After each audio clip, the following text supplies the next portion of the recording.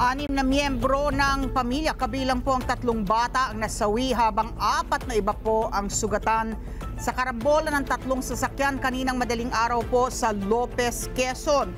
Kabilang sa mga nasawi, kasama po yung 3 bata, ay sina Cheska Brin Jucares, Riza Brin at Jmar Orolfo Lunas. Isinugod naman po sa pagamutan ang driver ng tok-tok na si Julius Cano Brin. 2 bata pa na sina Julie at Janela at Leopoldo Revilla Brin, 57 anyos. Batay sa ulat ng PNP, naganap ang aksidente dakong 2:00 ng madaling araw sa Maharlika Highway sa barangay Kanda, Ilaya sa nasabi pong probinsya. Lula na mga biktima ng isang tinatawag na tok-tok patungo sa direksyon ng Bicol nang mabangga po ng isang truck na minamaneho ni Ernesto Alberto. At dahil po sa lakas ng pagkabangga, napunta po sa kabilang lane ng tok-tok, nagliyab bago muling nabangga ng kasalubong na bus.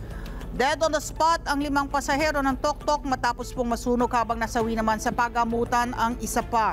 Arestado naman ang driver ng truck at nahaharap ngayon sa kasong reckless imprudence resulting in multiple homicides, multiple physical injuries at damage to property. Maraming salamat sa inyo pong pagsubaybay sa Mata ng Agila Primetime. Para malaman ang matatag, matapang at matapat na mga balita, i-follow lamang at mag-subscribe sa @Net25 TV.